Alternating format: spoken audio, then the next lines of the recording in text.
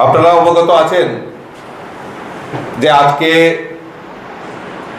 আমাদের এই ত্রিপুরা রাজ্যে স্বশাসিত জেলা পরিষদ অর্থাৎ TTADCর নির্বাচন সকাল 7 ঘটিকা থেকে 4টা পর্যন্ত যে নির্বাচন আমাদের ত্রিপুরা রাজ্যে সংগঠিত হয়েছে। আমাদের কাছে এখন অবধি যা খবর রয়েছে, বিকাল 4টা পর্যন্ত 28টি আসনের মধ্যে প্রায় 18টি কেন্দ্রে ভোট গ্রহণ সম্পন্ন হয়েছে। 10টি ভোট কেন্দ্রে এখনো কিছু কিছু ভোটার লাইনে দাঁড়িয়ে আছেন। কিছুক্ষণের মধ্যে হয়তো সেই বাকি 10টা বুথ মানে 10টা কেন্দ্রেই ভোট গ্রহণ সম্পূর্ণ হবে।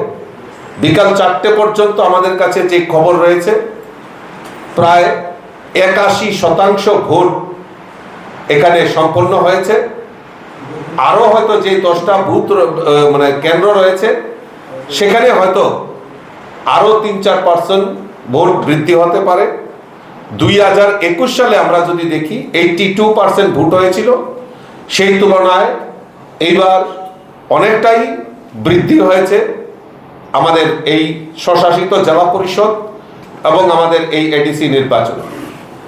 আজকের এই নির্বাচনকে সামনে রেখে যারা আমাদের এই ভোট কাজের সঙ্গে যুক্ত নির্বাচন আধিকারিক, আমাদের প্রিসাইডিং অফিসার থেকে আমাদের নির্বাচন আধিকারিক পর্যন্ত, পুলিং স্টেশনে পুলিং অফিসার থেকে শুরু করে আমাদের আরক্ষা প্রশাসনের যারা রয়েছেন কর্মীবৃন্দরা এবং আমাদের মিডিয়া বন্ধুরা, বিশেষ করে খবর সংগ্রহ করে বিভিন্নভাবে আমাদেরকে জানকারি দিয়েছেন, এবং সমস্ত যারা আমাদের এই নির্বাচনের কাজের সঙ্গে জড়িত তাদেরকে ভারতীয় জনতা পার্টির পক্ষ থেকে আন্তরিক অভিনন্দন এবং শুভেচ্ছা জানাচ্ছি। তার পাশাপাশি আমাদের যারা এই স্বশাসিত জেলা পরিষদ অর্থাৎ এই TTADC নির্বাচনে যারা গণদেবতারা, যারা আমাদের জনজাতি অধ্যুষিত এলাকার যারা ভোটার, তারা উৎসাহ ও উদ্দীপনার সঙ্গে বাইরে বেরিয়ে এসে ওনারা যে ভোটদান করেছেন, তাদের মতাধিকার যে প্রকাশ করেছেন, তার জন্য ভারতীয় জনতা পার্টির পক্ষ থেকে আন্তরিক অভিনন্দন এবং শুভেচ্ছা জানাচ্ছি। আমি আবারও সমস্ত নির্বাচনের কাজে জড়িত সমস্ত কর্মী, আরক্ষা বাহিনী থেকে শুরু করে সমস্ত যারা এই নির্বাচনের কাজে অংশগ্রহণ করেছেন, সহযোগিতা করেছেন, প্রত্যেককে আবারও আপনাদের মাধ্যমে ধন্যবাদ জানাচ্ছি এবং আমাদের গণদেবতাদেরকে আমরা অনেক অনেক শুভেচ্ছা, অনেক অনেক অভিনন্দন জানাচ্ছি। আপনাদের যদি কোনো প্রশ্ন থাকে জয় সম্পর্কে কতটা আশাবাদী?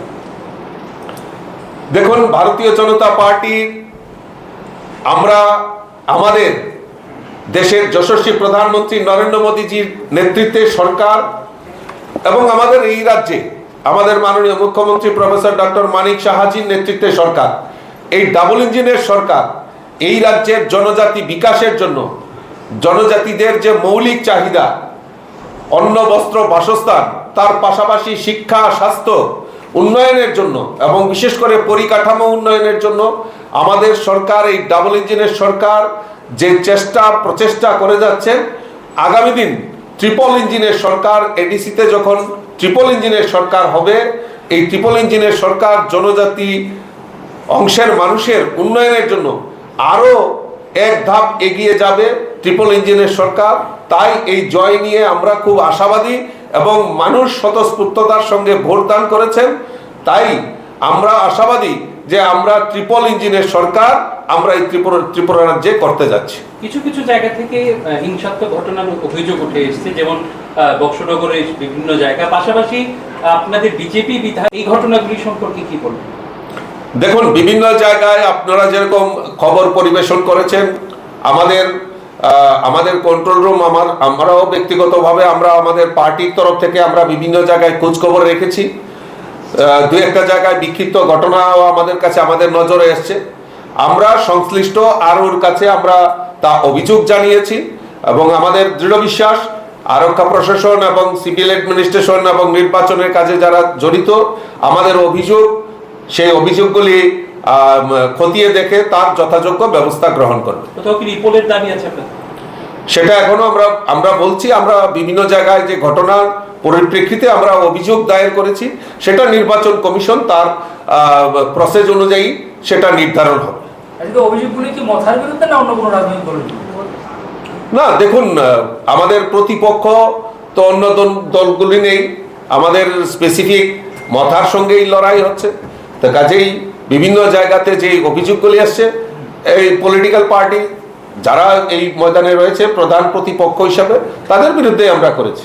আপনাদের কোর কমিটির সদস্য একজন মোটামুটি আসন সংখ্যা প্রেডিকশন করে দিয়েছেন, দল কি তার সঙ্গে সহমত? না, দেখুন, আমরা তো আসন সংখ্যা এখনো আমাদের প্রায় অনেকটা 10টা ভোট কেন্দ্রে এখনো ভোট চলছে, 10টা আসনে, তাহলে 18টাতে কমপ্লিট হয়েছে। 18টা আসনে বিকাল 4টা অবধি প্রায় 81% ভোট গ্রহণ হয়েছে।